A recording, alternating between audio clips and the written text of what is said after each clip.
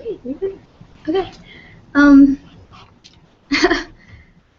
So, I am Krista Falk. I'm at the Coeur d'Alene Library, and today we will be talking about pages 148 through 216. If you've read beyond that point, please no spoilers. That would really be unfortunate for everybody. Okay, so just to jump right in there and start, we finally get perspectives from Noah Euclides. So he compares Donovan to YouTube, unpredictable, like rolling a die with an infinite number of sides. Is being unpredictable always a negative thing or always a positive thing? Do you have any experiences with unpredictability?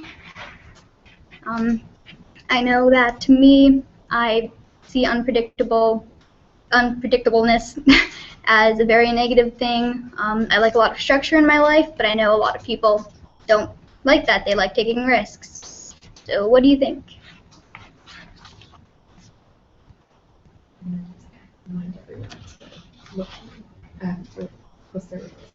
Okay. And please post your replies on Edmodo.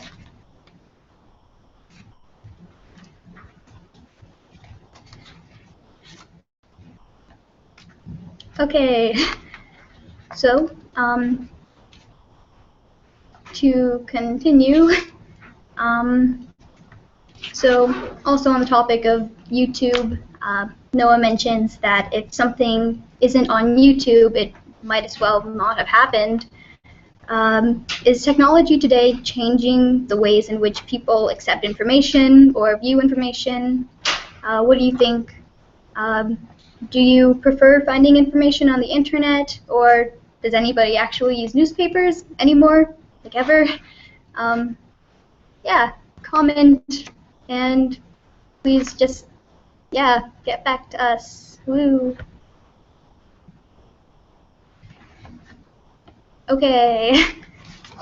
So, what's everybody's favorite character so far in the book? Post your responses on Edmodo.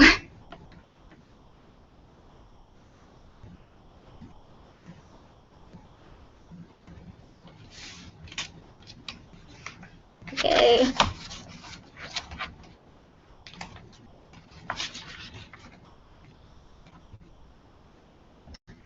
So, anybody out there?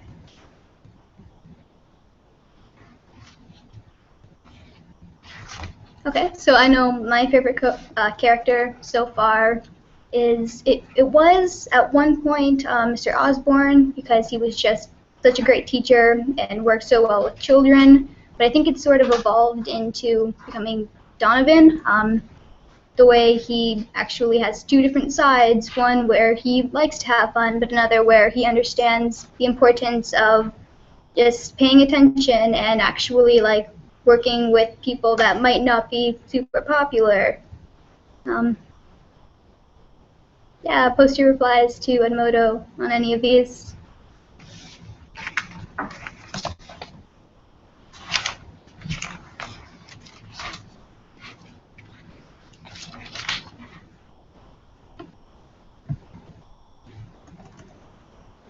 Okay.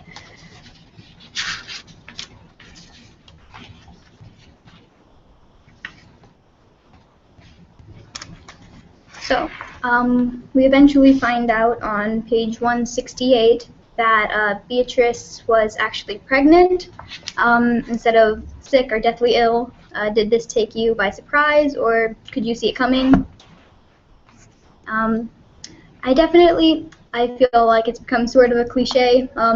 Somebody's sick, but they're actually pregnant. An animal. I believe that was the case in Full House. If anybody remembers that.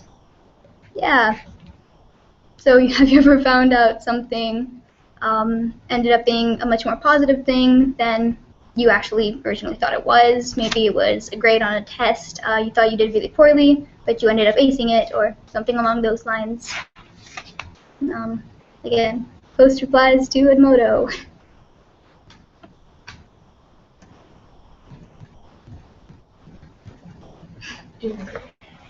Okay. So we also, on page 175, we get a story from the perspective of Mrs. Bevilacqua, if I'm pronouncing that right.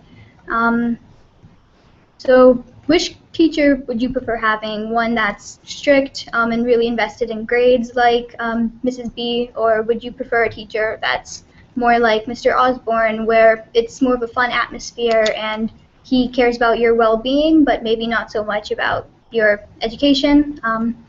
So Megan says that Noah Euclides is her favorite character.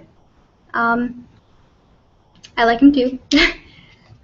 He reminds me of a person that I actually know in real life, who's very similar to that in the way that they're very intellectual and they know a lot of facts.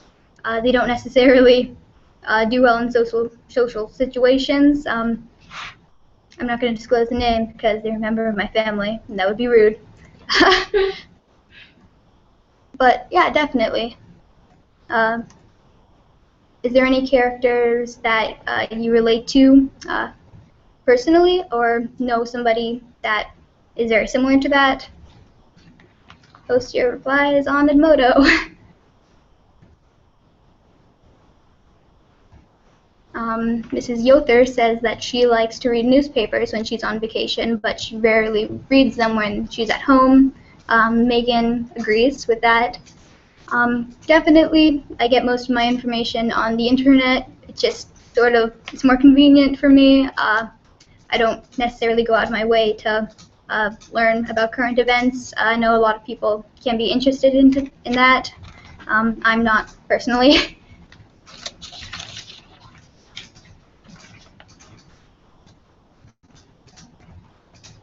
Okay, we have a new post.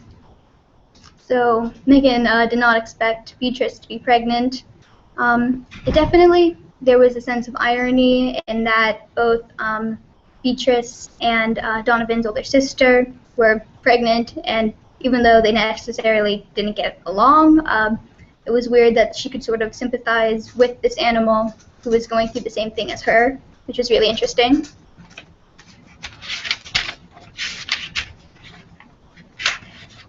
Okay, so in the chapter entitled Unreal, on page 184, we finally see the book through the eyes of Katie Patterson, Donovan's older sister. I thought that this was a really interesting point of view because she's not necessarily a teacher and she's not necessarily a student. It's someone who's sort of an outsider looking in on the situation that was happening. Did you like this perspective, or did you prefer it when it was through the eyes of the people that were actually experiencing it? I really liked getting like an unbiased, as unbiased as you can be as a sister, view on like the situation where she doesn't really know exactly what's happening, so you feel like you sort of get a real account. What do you guys think? Post your replies on Edmodo.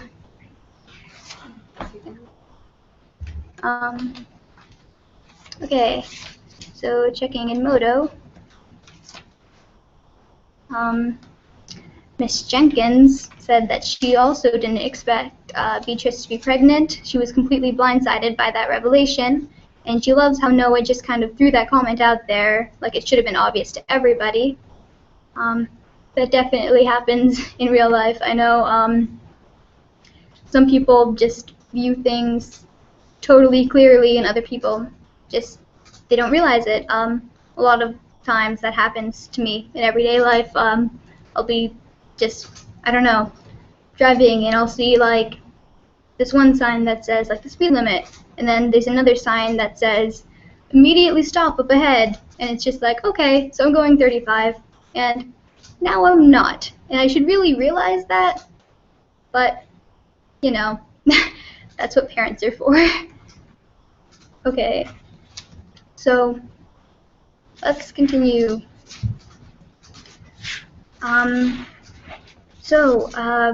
There's a point where the superintendent visits the school, which I felt was a really intense part of the book.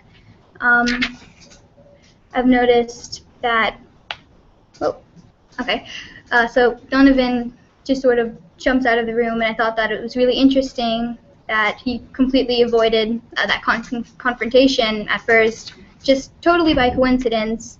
It was really interesting to me that so many events happened that were totally out of all the characters' control, and that totally continued the plot. And then at some point, I really liked in the book from Dr. Gulch's, that's not how you pronounce it, point of view. At the end, he just thinks, Donnie, no, oh my gosh, it's Donovan.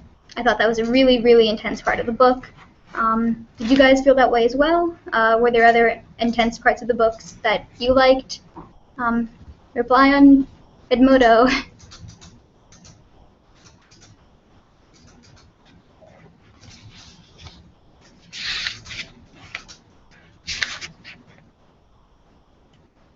So another, posts. Oh. Okay. So Laurel W says she views unpredictability more negatively. That's something that I also relate to. I don't know. I like order in my life, but as I said, a lot of people find that entirely boring, which I definitely understand as well. Okay, so also, which points of view do you like in the book? This is a style of a book that alternates between different points of view. It doesn't necessarily have to be your favorite character, but is there anybody that really struck you as having a really good voice in the way they describe things? I know that Chloe, she's not necessarily my favorite character, but I really liked her point of view. The way she would state hypotheses as if like she was actually thinking them, which was really interesting to me. It's a cool process of thought. Also Noah, he thinks more, I don't know, scientifically and mathematically and really just intelligently compared to everybody else in the book, most other people in the book. You really get a view inside his own character, though, and realize that he also has these emotions and these really deep thoughts that you might not expect about from somebody like him. What do you guys think? How do you feel about Noah's character? Do you think he is more one-sided, or do you think he has different layers and dimensions, like beyond being just an intensely intelligent person? Okay, looking at replies. Okay.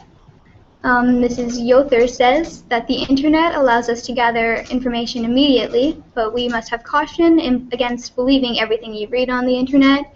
That's definitely the case now, and there's still a bunch of people that don't understand which sites are credible or which sites are not credible. And it's getting more and more difficult as the internet expands to actually realize the difference between those, or even if some things are true and some things are untrue in the same website. So that gets really difficult. Megan says that she thinks it's a positive thing to be unpredictable, which is definitely true in some instances. Are there any specific examples of unpredictability to you guys? Post them on Edmodo.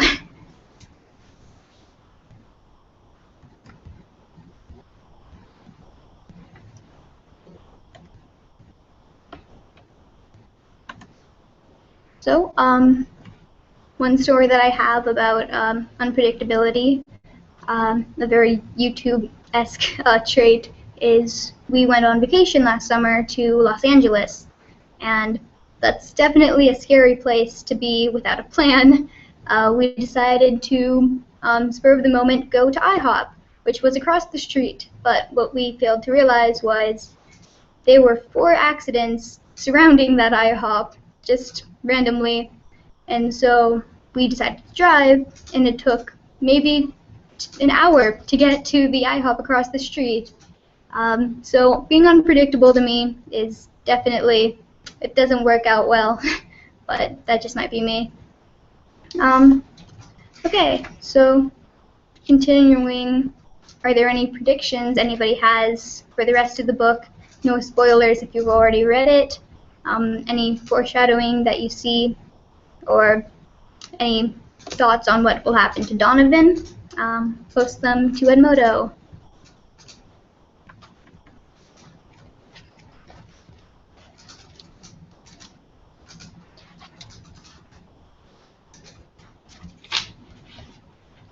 Okay, so in this book, let's see what page it's on. About the 130s, we'll say. It begins on 131. It talks about the events of the dance and what happens. So the Daniels go to the dance that's held at the Genius School for gifted students and cause just general rowdiness. Donovan tries to make a plan for them and a compromise that if he shows them the robot, they'll leave and stop picking on all the other students and Donovan's classmates. And then he returns to the dance to find them actually dancing in the very center with the robot. So do you think that friends like the Daniels are good to have, or are they people that like definitely shouldn't be in your life? Do you have any friends that are similar to them? No names, but have you ever had any experiences with people that are like the Daniels? Do you think that Donovan should continue being friends with them, or what are your opinions, pretty much? Post them to Edmodo if you have any.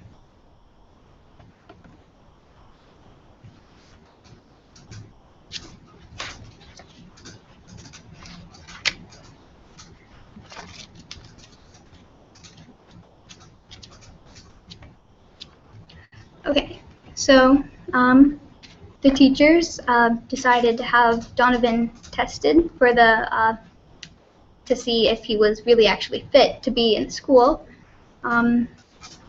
and he realized that once he began taking the test, somebody was actually taking it for him.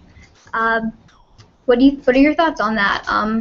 Would you, if you were in the student's place, actually risk doing something like that for just a totally different person, somebody that you know doesn't belong, but just makes your entire life more interesting?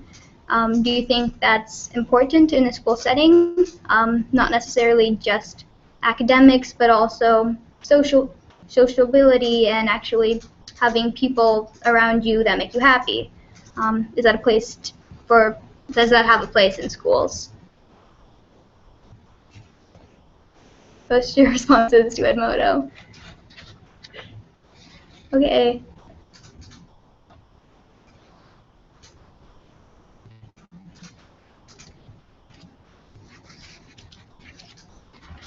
So were there any scenes in the book and that we read so far up to the point of 216 that just really struck you as interesting or humorous or surprising? Post your responses to Edmodo.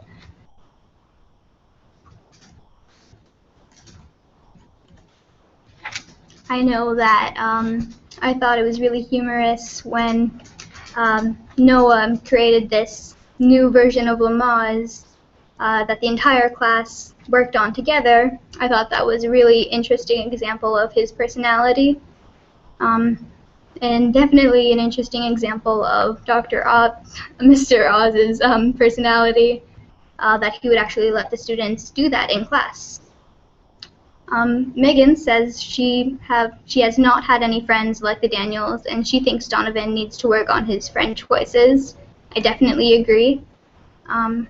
I found that as the book continues, he's slowly becoming an entirely different person when it comes to being kind to others, making good decisions. that's a very positive thing that I've noticed in the book so far. I'm very interested in reading to the end and comparing the beginning Donovan to the ending Donovan. Do you have any opinions on that? If you do, post it to Edmodo.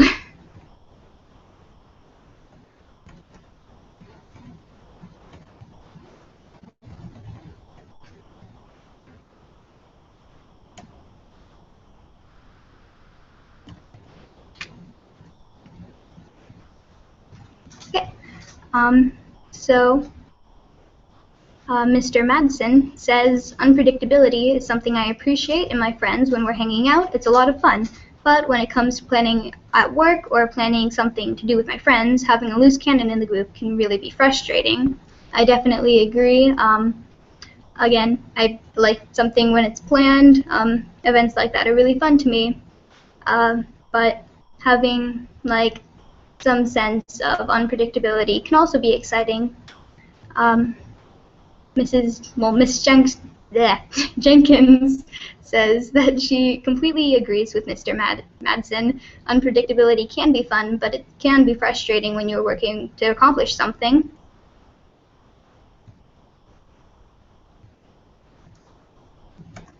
Okay. We have a response to the teacher types question. Cool.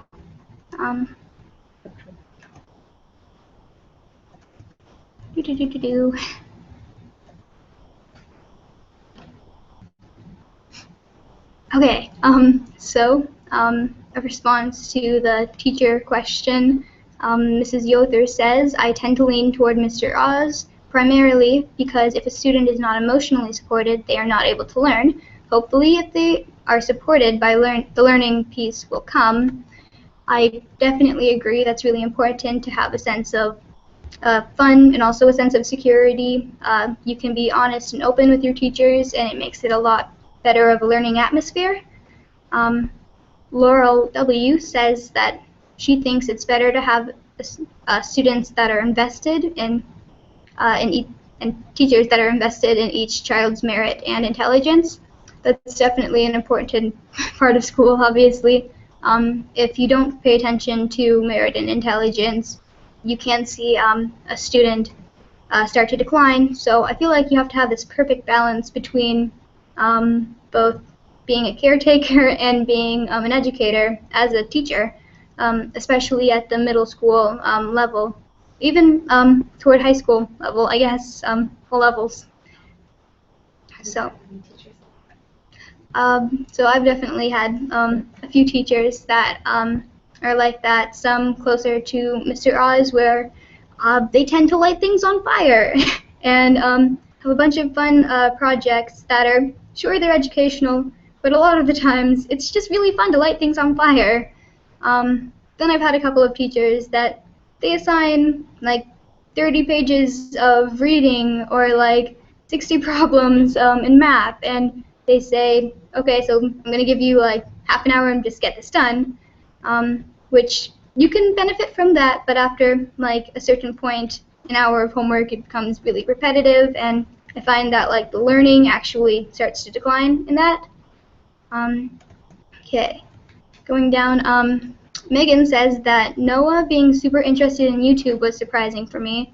That was definitely a very interesting thing that the author threw into his character. I found that it becomes more and more of his character. At the beginning, he was sort of a blank slate, but now he has different interests, like wrestling, that have branched out from YouTube. Speaking of surprising, that was also a very surprising scene. Okay.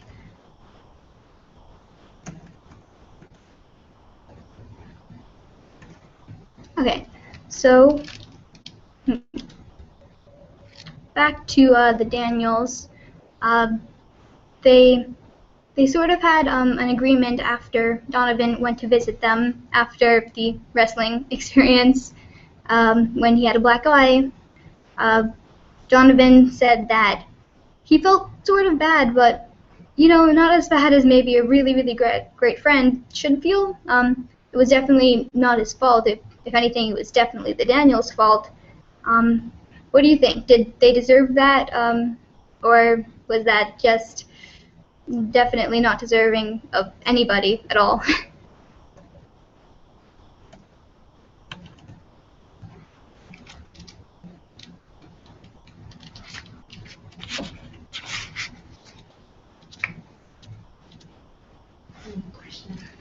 Okay. I'll just hop in. Okay. So, hi everyone. I had a question that came up when I was reading the book, and I believe it's in Miss Bevilacqua's chapter on page 177 at the bottom of the page. One of the comments that she makes is that Donovan, he, was entitled to a real education at his own level, which means she doesn't really believe that Donovan is at the same level as the other gifted students so far as intelligence and academic merit. Do you think that she's being discriminatory in this statement, or do you think that she is right to ask a question about something like that and question his level and kind of categorize her students into different groups depending on their academic merit? So that's something you can respond to too, Krista, since you're in honors classes and also regular student classes. Okay, so my opinion on that is it's definitely important for a teacher to question and pressure their students, not necessarily pressure, I guess that's not a great word, but to try to push them to become like more questioning and more of like a thoughtful student. And it's important for them to challenge students, but it's also important to see if they can handle it, because it's also for their own security reasons and like personal reasons, that if they're in this class that's way beyond their level, it can be a very stressful and traumatizing thing for a student. And so I guess that's my opinion. Again, there's like a sort of a balance that needs to be had, where you do challenge your students, but you also have their interests at heart. What do you guys think?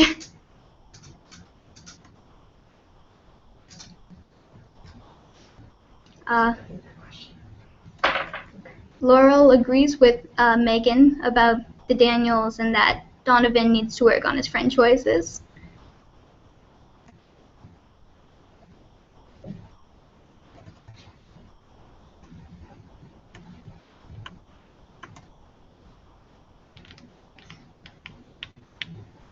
Okay, I have another minute. I'm just going to butt in again. Okay, so I really relate to the brother-sister relationship between Katie and Donovan because I get along really well with one of my brothers, but one of my other brothers, we just don't see eye to eye on anything. So on page 194, Katie is finally having a revelation about her younger brother and all of the things that he has been doing for the students at the academy. And she says, "I was thunderstruck, staring at my idiot brother with a new respect. This was the first indication I'd ever had that Donnie was aware of anybody beside himself. It jarred me down to my swollen ankles," which was not only funny, but also kind of this touching, heartwarming statement that she was making about her brother. Do any of you have siblings, first, and have you ever had one of those aha moments like, oh, you actually are a good person, and maybe we do get along better than we thought we did? I know that I have recently had moments like that with my older brother that I don't get along with, and that was something that just really resonated with me.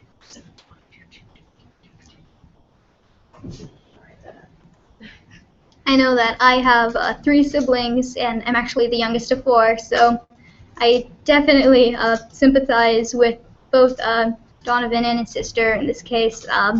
Siblings are not always the best when it comes to being supportive and actually understanding. Also, with such a difference in age group, I have a brother who's 2 years older than me, a sister who's 5 years older than me, and another brother who's 7 years older than me. And so I found that recently I've been getting along better with the brother who's closer to my age group.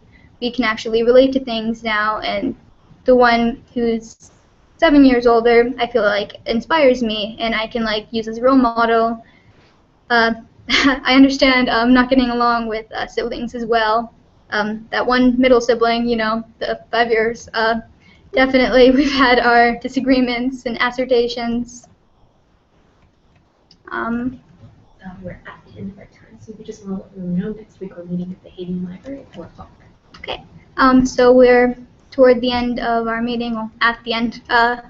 So next time we'll be meeting at the Hayden Library at 4 o'clock to discuss in person, which will be super exciting. We'll also be playing with some robots. Oh, and we'll be playing with robots too, which is amazing. So if you have any last thoughts, get them out there to Edmodo. And if not, we're about done. Thank you. Okay, goodbye.